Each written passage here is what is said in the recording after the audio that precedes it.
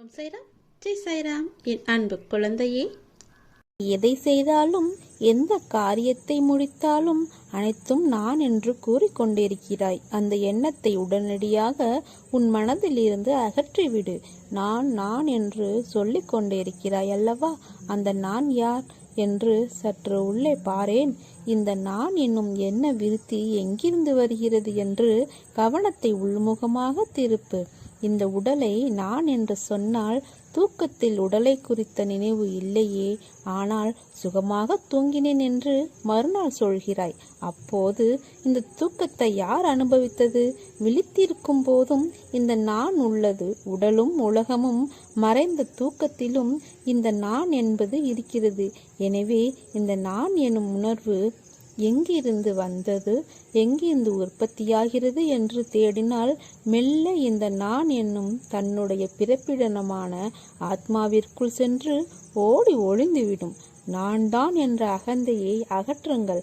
எதற்காகவும் எப்போதும் கவலை வேண்டாம். நான் இருக்கிறேன், கலங்காதே.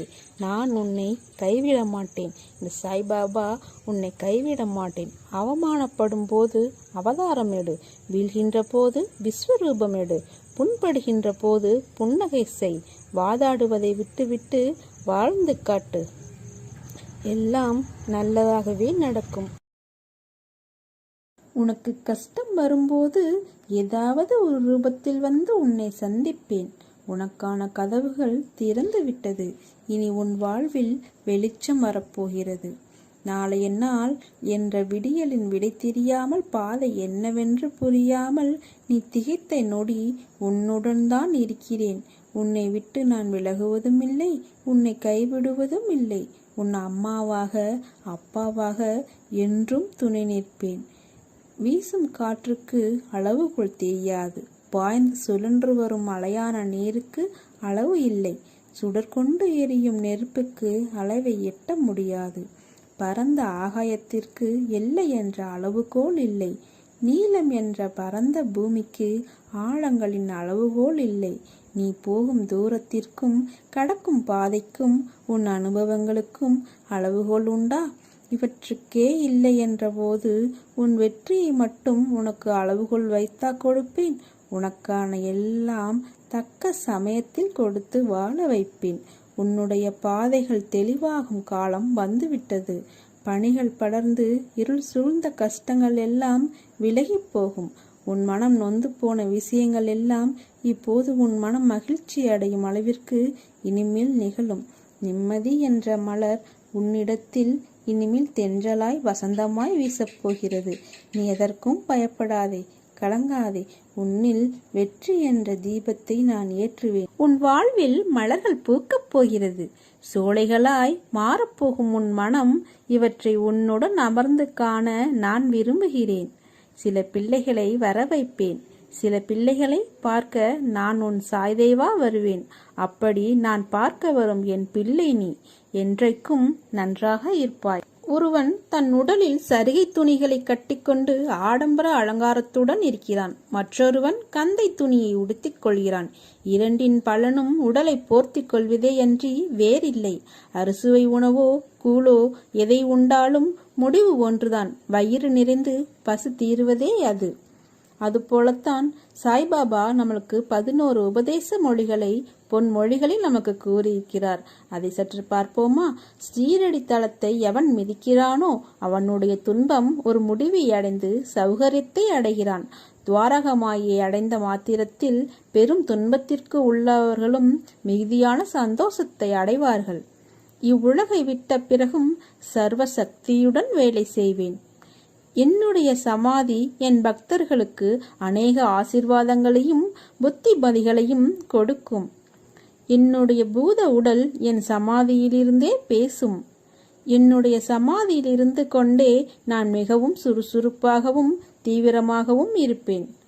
என்னிடம் வருபவர்களுக்கும் என்னை தஞ்சம் அடைபவர்களுக்கும் என் உபதேசத்திற்காக என்னிடம் தீவிர நம்பிக்கை உள்ளவர்களுக்கும் நான் எப்பொழுதும் உயிருடன் இருப்பேன். நீ என்னை அடைந்தால் நான் உன்னை கடாட்சிக்கிறேன். நீ என் பேரில் உன் பளுவை சுமத்தினால் நான் நிச்சயமாக அதை தாங்குவேன். நீ என் உபதேசத்திற்காகவும் உதவிக்காகவும் என்னை அடைந்தால் அவைகளை உடனே நான் உனக்கு கொடுப்பேன். என்னுடைய பக்தர்களுடைய வீட்டில் ஒருபோதும் தேவை என்பதே இருக்காது. உனக்காக நான் வருவேன், கலங்காதே. இதுவரை கண்ணீரை மட்டும் கண்ட நீ இனி உன் வாழ்க்கையில் ஜெயிக்கப் போகிறாய். பக்தர் எங்கே சென்றாலும் எவ்விடத்தில் இருந்தாலும் சாயி அவருக்கு முன்னமையே அங்கு சென்று சற்றும் எதிர்பாராத வகையில் தரிசனம் அளிக்கிறார். எல்லாம் சரியாகிவிடும், எதற்கும் அஞ்சாதே. உன்னோடும் உன் குடும்பத்தோடும் நான் என்ற உன் சாய்தேவா இருக்கிறேன். நிச்சயமாக நல்ல ஆரோக்கியத்துடனும் எல்லா செல்வ வளங்களையும் பெற்று நல்ல பெயருடன் மகிழ்ச்சியான வாழ்க்கையை பெறுவாய். உனக்கு ஜெயம் தரும் சாயப்பா சொல்கிறேன். என்னிடத்தில் எப்போதும் நம்பிக்கையும் பொறுமையும் கொண்டிருங்கள். குருவான நான் உங்களிடமிருந்து வேறு எதையும் ஒருபோதும் எதிர்பார்க்கவில்லை. நான் உங்களை ஒருபோதும் புறக்கணிக்கவும் இல்லை. எப்போதும் உங்களை பாதுகாப்பேன். நான் உங்களுடனே தங்கி வாழ்கிறேன். ஒரு சில சமயம் உங்களை பிரிந்து இருப்பேன். எனினும் என்னுடைய அன்புடைமைக்கு தேவையோ அன்பின்மையோ நான் காட்டுவதில்லை. தாய் ஆமையானது தனது இளங்குட்டிகள் தன் அருகில் இருப்பினும் தன்னை விட்டு நீங்கி ஆற்றின் அக்கறையில் இருப்பினும் தனது அன்பு பார்வையில் பேணி வளர்ப்பதை போன்றே அதே விதமாக நானும் உங்களை என் கண்ணோட்டத்திலே எப்போதும் பேணி பாதுகாப்பேன். எல்லாவற்றையும் நானே பார்த்து கொள்கிறேன். எதற்காகவும் கலங்காதே. உன்னோடும் உன் குடும்பத்தோடும் சாய் தேவா நான் இருக்கிறேன். நல்லதே நடக்கும், நல்லது மட்டுமே நடக்கும். எப்போதும் நல்லதே நடக்கும். ஆன என் துணை என்றும் உண்டு. உன்னை நிச்சயம் நல்வழிப்படுத்துவேன். உனக்கான வழிகள் எல்லாம் வெற்றியாய் இருக்கும். அதற்கு நான் பொறுப்பு. என் பரிபூர்ண அருளும் ஆசிர்வாதங்களும் அன்பும் எப்போதும் உனக்கு அருள்வேன். மகிழ்ச்சியுடன் கூடிய நல்ல வாழ்க்கையை வாழ்வாய். நீ கேட்டதை தருவதற்கு நான் தயாராக இருக்கின்றேன். பெறுவதற்கு நீ என் வாசல் தேடி வா. வாழ்க்கையில் ஜெயித்திட முயற்சிகளும் உழைப்புகளும் மிக அவசியம். நானும் உழைக்கின்றேன், முயற்சிக்கின்றேன். பிறகு ஏன் எனக்கு வெற்றி என்னும் கிரீடத்தை ஏன் சூடவில்லை என்று கேட்கிறாய். உன் உழைப்பும் முயற்சியும் உண்மைதான். ஆனால் வெற்றி என்ற பூக்களை பறிக்க சில முட்களிடம் நீ காயப்பட வேண்டும். காயப்பட வேண்டும் என்பதை விட வாழ்வின் இன்னொரு பக்கம் இருக்கும். தோல்வி என்ற மிகப்பெரிய பாடத்தை கற்க வேண்டும். உன் வெற்றிக்கு நடுவில் உனக்கு ஏன் இந்த சறுக்கல் தோன்றுகிறது?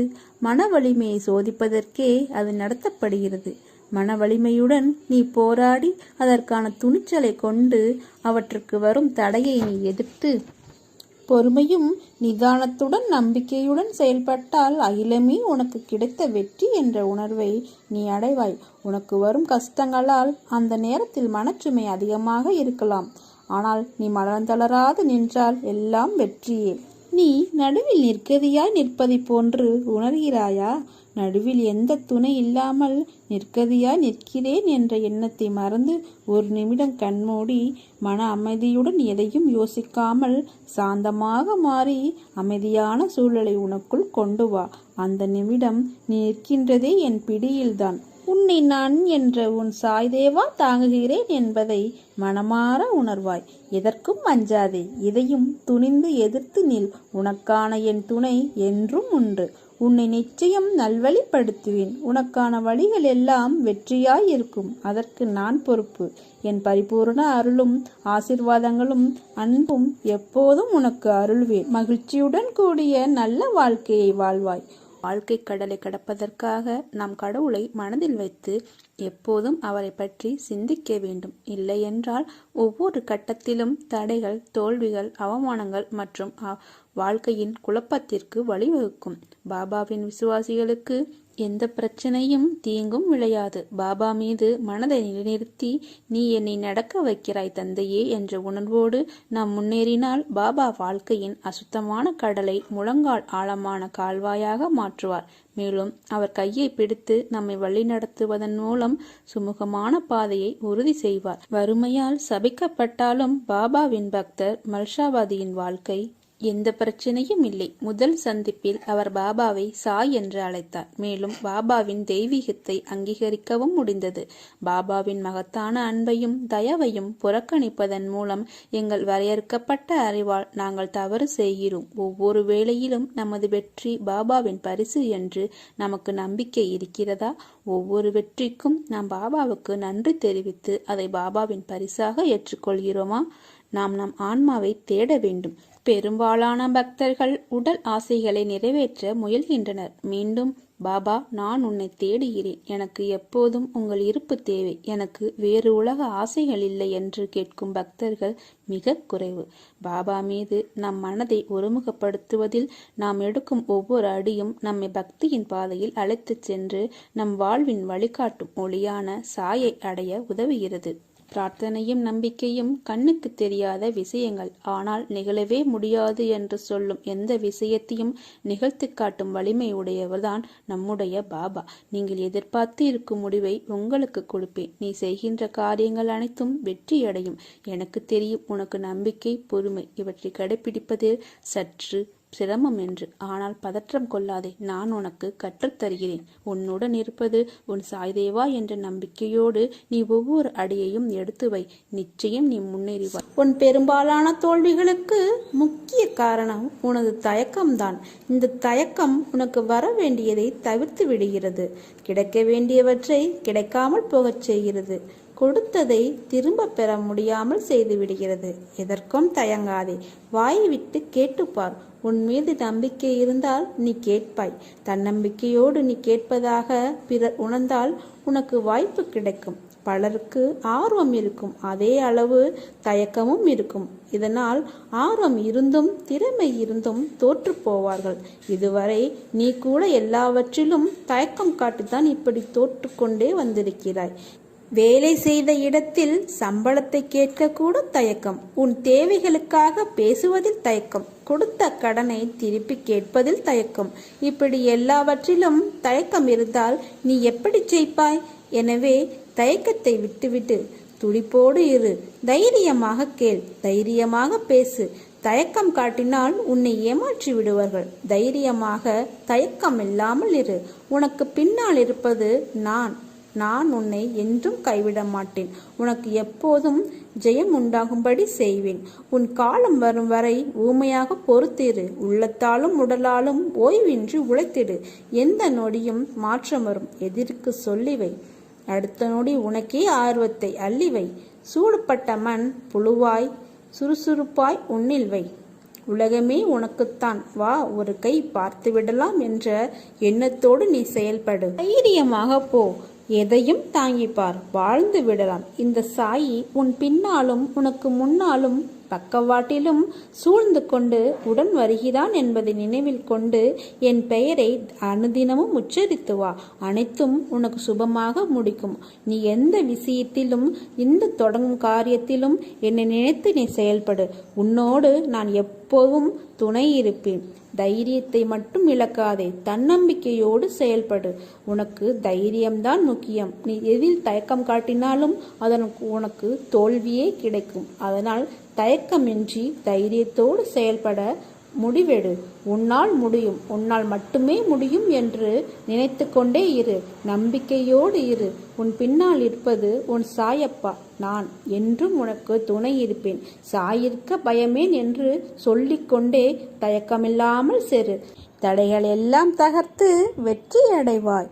யார் எதை வேண்டுமானாலும் சொல்லட்டும், கவலைப்படாதே. அவை அனைத்தையும் நீ காதில் மட்டும் கேட்டுக்கொள். ஆனால் எக்காரணம் கொண்டும் நான் வாழ்க்கையில் தோற்றுவிட்டேன், அதனால்தான் எல்லோரும் வசைப்பாடுகிறார்கள் என்று மனதில் நினைத்து கொள்ளாதே. இவ்வுலகில் நிலையென்று ஒன்றுமே இல்லை. அது மனிதர்களின் செயல்பாடுகளுக்கும் பொருந்தும். எனவே நீ உன்னுடைய லட்சிய பாதையிலிருந்து தடம் புலரக்கூடாது. நம்பிக்கையோடும் மனதைரியத்தோடும் நிதானமாக யோசித்து செயல்படு. இந்த உடல், மனைவி, மக்கள், மனை, செல்வம், வாழ்க்கை இவைதான் என்று நிரந்தரமென்று நினைக்காதே. எல்லாம் மாறுதலுக்கு உட்பட்டதே. எல்லாம் உன்னிடமே இருக்க வேண்டும் என்று நினைக்காதே. ஆகையால் உடல் திடமாக உள்ள பொழுதே உன்னால் முடிந்த தர்மங்களை செய்ய வேண்டும். தர்மம் தலை காக்கும், தக்க சமயத்தில் உயிர் காக்கும் என்பது வாய்மொழி மட்டுமல்ல, வாழ்வின் அனுபவ மொழி. அனுதினமும் சேவிக்கும் பக்தனின் கூடவே இருந்து காப்பாற்றுவதே என் தர்மம். எனவே உன் துயரங்கள் தீர்ந்து வேண்டியது நிறைவேறும். மாறாத நம்பிக்கை, நீடித்த பொறுமை, உண்மையான பணிவான நேர்மையான செயல்பாடுகளே உன் லட்சியத்தை அடைய செய்யும் வழியாகும். உன் சாய் அப்பா நான் இருக்கிறேன், நிழலாக என்றும் உனக்காக. நீ செல்லும் இடமெல்லாம், உனக்கு எல்லா சூழ்நிலைகளிலும் நான் துணை நிற்பேன். என் வார்த்தைகள் மீது நம்பிக்கை வைத்து செயல்படு. வாழ்க்கையில் நீ உயர்ந்த நிலையை அடைவாய். உனக்கு எல்லா சூழ்நிலைகளிலும் நான் துணை நிற்பேன். உன்னை காண உன் வீட்டிற்கே நான் வருகிறேன். என்னை வரவேற்க நீ தயாராக இரு என் அன்பு. உனது இரக்க குணம், பிறர்க்கு உதவ வேண்டும் என்கிற உன்னதமான மனோபாவம், இந்த நிலையிலும் பிறர் கஷ்டப்படுவதை காண சகியாத மனம், இருக்கும் இடத்திற்கு உண்மையான விசுவாசத்துடன் நடந்து கொள்ள வேண்டும், நீதியை நேர்மையை பின்பற்ற வேண்டும் என்று நினைத்து அதன்படி நடந்து வந்தால் நான் கீழான நிலைக்கு இறங்க நேர்ந்தது என்று நினைக்கிறாய். கெட்டவர்களும் கெடுமதி உள்ளவர்களும் நன்றாக இருக்கும்போது நல்லவர்களான நாங்கள் மட்டும் ஏன் கஷ்டப்பட வேண்டும்? கஷ்டத்தை மட்டும் ஏன் நீ எங்களுக்கு பரிசாக தர வேண்டும் என்று நினைக்கிறாய். உன்னை போன்ற நல்லவர்கள் இப்படித்தான் புலம்புகிறார்கள். இது இன்றோ நேற்றோ தொடங்கி நடந்து வருகிற விஷயம் அல்ல. காலகாலமாய் நல்லவர்கள் புலம்புவது தொடர்கதைதான். நல்லவர்கள் தங்களது எஞ்சியுள்ள கர்ம வினைகளையும் தீர்த்துவிட்டு முற்றிலும் சந்தோஷத்தை பெறுவதற்கே கஷ்டத்தை அனுபவிக்கிறார்கள். நான் உன்னிடம் பிரத்திட்சயமாக விளங்கவே இந்த தற்காலிகமாக நடக்கும் கஷ்டம். ஏனெனில் நான் நல்லவர்கள் மனதில் மட்டுமே வாழ முடியும். கெட்டவர்கள் மனதில் எனக்கு இடமேது? இப்படி உன்னை கஷ்டப்படுத்தி நான் வாழ்வதால் என்ன பலன் என்று நினைக்கலாம். நான் உன்னை பக்குவப்படுத்தி பெருமைப்படுத்துவதற்கு இதை உனக்கு வரப்பிரசாதமாக கொடுத்திருக்கிறேன். குந்தி தேவி என்னிடம், கிருஷ்ணா, நன்மைகளை பிறருக்கு கொடு, உன்னை எப்போதும் நினைத்து கொண்டிருக்க துன்பம் ஒன்றையே எனக்கு கொடு என்று வேண்டினாள். குந்தி கெட்டுப்போனாளா? அவளது பிள்ளைகளால் தர்மம் தலைக்கவில்லையா? எந்த சூழலிலும் மக்கள் மதிக்கின்ற தாய் என்ற சிறப்பு அவளுக்கு கிடைக்கவில்லையா? அதை போலத்தான் உன்னுடைய தகுதிக்கும் தாங்கும் சக்திக்கும் ஏற்பத்தான் கஷ்டத்தை தருகிறேன். இதை உன்னால் சமாளிக்க முடியும். சோறு எதற்கு? அது உன்னை பலவீனப்படுத்தி சிந்தனையை முடக்கும், செயலை குறைக்கும், மந்த புத்தியை உண்டாக்கும். இதற்காகவா நான் கஷ்டத்தை கொடுத்தேன்? இந்த நேரத்தில் நீ வேகமாக செயல்பட வேண்டும். உனக்கு ஏற்பட்ட துயரங்கள் அனைத்தும் விலகிவிடும். நம்பிக்கை இழந்து விடாதே. அனைத்தும் விரைவில் மாறப்போகிறது. நிலையற்ற புத்தியுள்ள மனிதன் ஒரு முறை கவலையை இறக்கி வைப்பான், இன்னொரு முறை அதை தன் மீது ஏற்றிக்கொண்டு திரிவான். அவனது மனதுக்கு உறுதி என்றால் என்ன என்பதே தெரியாது. அவனுக்கு உதவி செய்ய நான் இரக்கம் கொண்டுள்ளேன். உங்களுடைய நம்பிக்கையை என் மீது வைத்து அதை பற்றி கொள்ளுங்கள். நான் வழிகாட்டுகிறேன். உனக்கு நல்லது நடக்கத்தான் போகிறது. அதை நடத்தி வைக்கவே நான் உன் வீட்டில் வந்துள்ளேன். உனக்கு நல்லது விரைவில் நடந்தே தீரும். இது உன் தந்தையின் ஆசீர்வாதம், உத்தரவு, அன்பு கட்டளை மற்றும் சுப வாக்கு.